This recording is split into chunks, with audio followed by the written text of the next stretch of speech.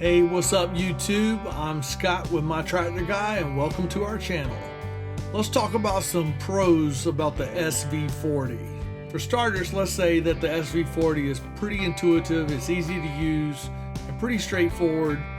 Everything's easily marked and identifiable. It has an economy mode toggle, which I like because sometimes you don't need full power all the time. So you switch it in economy mode and it saves you a tremendous amount of fuel, because in economy mode it's burning less gallons per minute. So we use that quite often to save a lot on the fuel cost. One of my favorite switches on the machine is the one that disables the travel alarm, beep beep. This is a simple toggle switch. You just hit the button, it toggles the alarm off.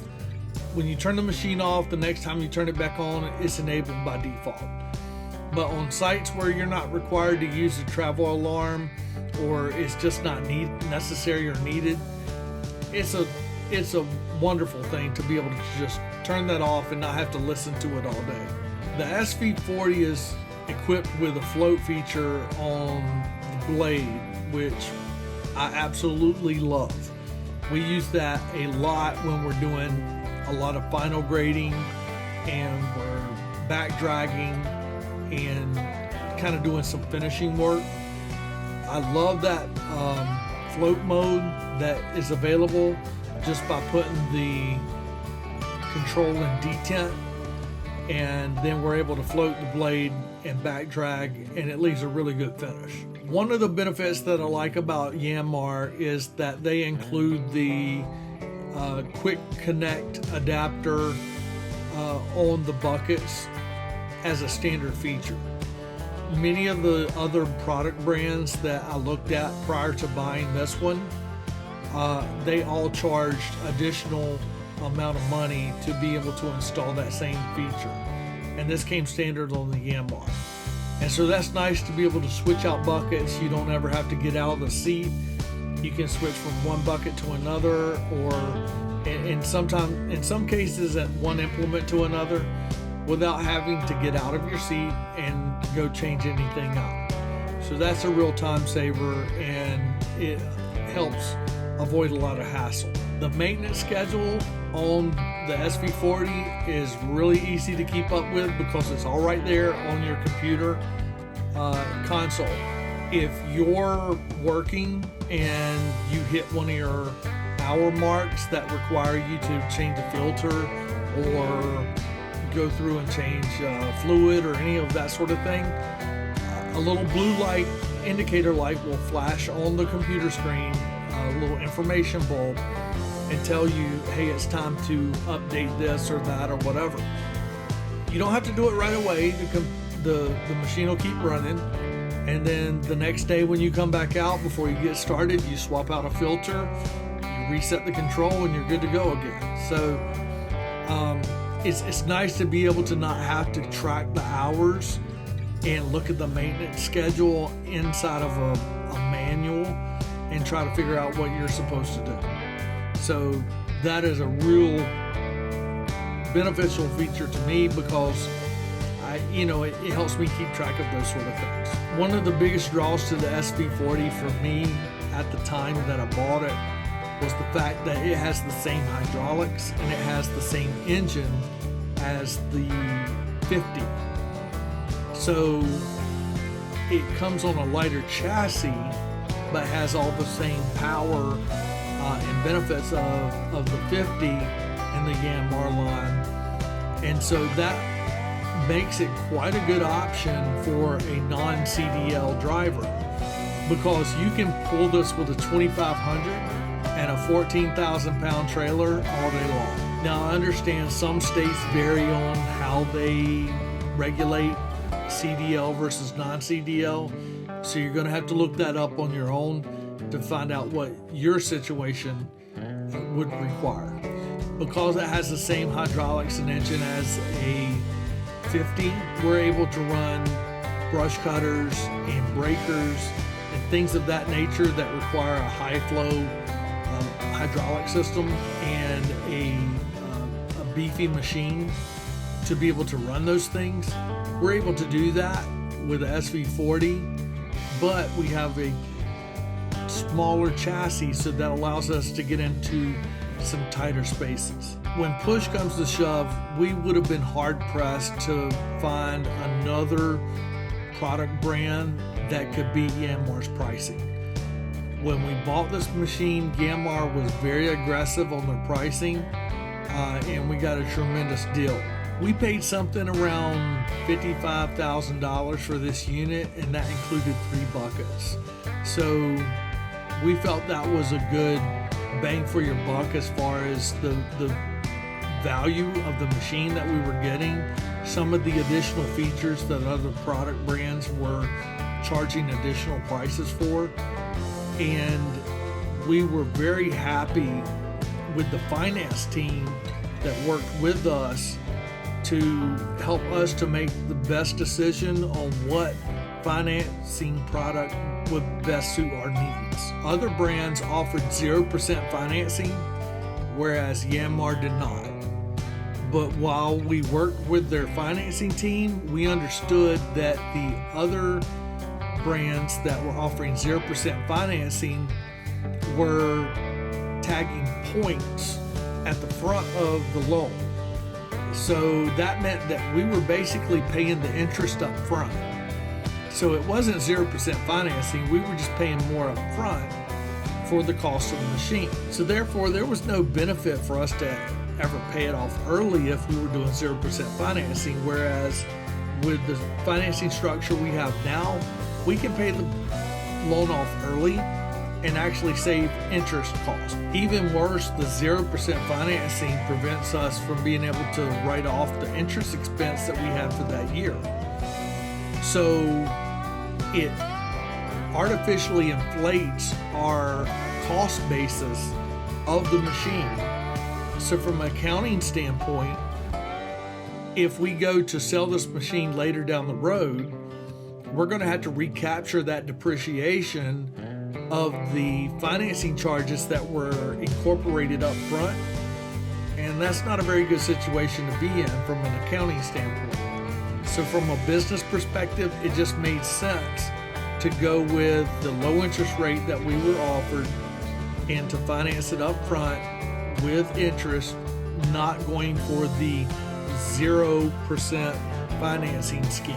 So those were the pros about the SV40 that I have to say for Yanmar. Let's talk about some of the cons that come with it. Now, unlike me, this machine is a little bit light in the rear end. So if you're going to buy this machine, you're really going to want to get that counterweight, because that really helps to balance things out and give you a counterbalance when you're working with heavier loads. Trust me. Yanmar dealers in my area are technically Yanmar dealers, but they're really not. These were dealers that specialized in Vermeer or ditch switch, and they took on Yanmar as an afterthought. So they weren't really dedicated dealers. Parts availability for the Yanmars are limited because their primary product is either Vermeer or ditch switch. Now this leads me to my next point. Yanmar places a $25 minimum shipping charge on products that have to be ordered. So if your dealer's not stocking parts, that means every time you go in there, you're going to get at least $25 tagged onto the cost of that part. So in the beginning, when you have a new machine, typically it's standard for you to have to replace a filter early. Let's say it's a 500-hour filter that you're supposed to replace. When it's a new machine, they may require you to change it at 100 hours or 200 hours, 250, whatever. Because this filter required me to replace it at, I think was 250 instead of 500, which is its normal interval, I had to go purchase this one particular filter individually. It was a $75 filter. Yanmar stuck a $25 minimum shipping charge to the dealer because it was a special order. They didn't stock what I see as a consumable part of that machine that they sold me. So I had to pay $25 shipping on a filter that cost $75. That's 1/3 the cost of the part itself that was added to the price of the part in the end. So that I find a little bit troublesome. The main thing that you really have to think about, this is a production part for you. This is a production machine for you. If your machine goes down and they don't have the part in stock, you're going to have to pay a minimum $25 shipping, but you're probably going to expedite that shipping just to get the part in to reduce your downtime. So if you're dealing with somebody who's a dedicated dealer and that's all they specialize in and that's what they push and they sell and they stock all the parts and those sorts of things, you're going to get better service. You're going to get your part in your hand much sooner and you're going to minimize your downtime. That's huge. So let me mention their 5-year warranty. And this is something that really bothered me quite a bit. It's really a 2-year warranty. And then you need to bring your machine in for a 2-day inspection, and then they will extend it for an additional year. And then you bring it in again for a 2-day inspection, and they'll extend it for a 4th year. And then you bring it in again, and they'll do a 2-day inspection, and they'll extend it for a 5th year. So each time you bring that in, that's $800 that they're charging you for that inspection just to extend your warranty for 1 year. So if you look at just what they're charging you, that's $2,400 just to extend your warranty out to year 5. But the reality is it's a production machine and you have 2 days of downtime each time for a total of 6 days. So in my case, between the cost of the $800 fee for the inspection and the 2 days of downtime to have it tied up in their shop, you're spending about $10,000 in actual money out of your account, plus opportunity costs where you could have had that machine running and made the money for your day. So you're losing about $10,000 just to extend it out to that 5-year term. I would have appreciated it more if they would have said you have a 2-year warranty and we give you the option to extend it 1, 2, or 3 years, and this is the price that it would cost to extend that warranty for those years. So a lot of that wasn't up front, and I had a little bit of an issue with that. I never did take it in for the inspection to extend it for the 3rd year. It's not giving me any problems, so I wasn't worried about it. Maybe if I were having some reoccurring issues, I would have taken it in and paid the $800. After getting 800 hours under my belt running this machine, what would I do differently than I did before? Number one, for starters, I would absolutely get the counterweight on this machine. I absolutely believe it's a must because the Yanmar is very lightweight on the back end. The second thing that I would have changed, knowing what I know now after 800 hours of using this, is I would have opted for the tilt blade. I really wish I would have gone with the tilt blade instead of the fixed one. I underestimated how much we would actually use that blade, and having a tilt blade would have been very beneficial.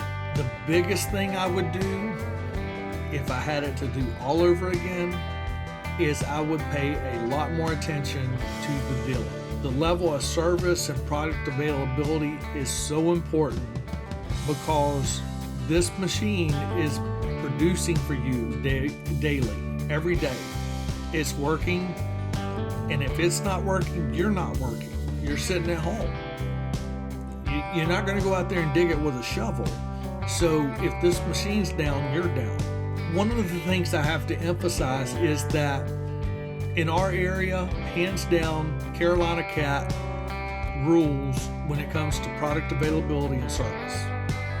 And so that's probably who I'm going to give the nod the next upgrade or major purchase that we make. Now in your area, it might be Kubota, it may be Yanmar, it may be Takeuchi, it may be whoever. There may be another dealer that provides better service for you in your area than what Cat would in your area. Now I've listened to Dirt Perfect talk about how Hyundai provides better service in his area than Cat does. And so you really have to do your research and find out who's the major player in your area that can provide you with the product availability and service that you need to decrease your downtime and keep your uptime so that your machine is constantly digging, constantly working, and making money for you. Now, all in all, I've had great success with this machine. I've not had any mechanical issues, and it's still running just as good as it did as the day I bought it. Would I buy another one? You betcha. I would buy another Yanmar, and I would buy another SV40 if the opportunity came up. My only issue and reservation is the service and support from the dealerships in our area, that I don't feel that they can provide adequate service and adequate parts availability to keep us up and running when things break down. So that's strictly, it's based on a territory. It may vary from location to location. And so those are things you're going to have to research, but I cannot emphasize enough how important it is to have a dealer that can have parts in your hand as quickly as possible so you can get your machine back up and running and making money. So I hope this review answered a few questions for you, maybe that you had about this machine, and help you when you go to make your purchase to be a little bit more informed than I was, so that you can go out there and make the best decision possible and keep your machine running and making money for you every day. Y'all have a good one.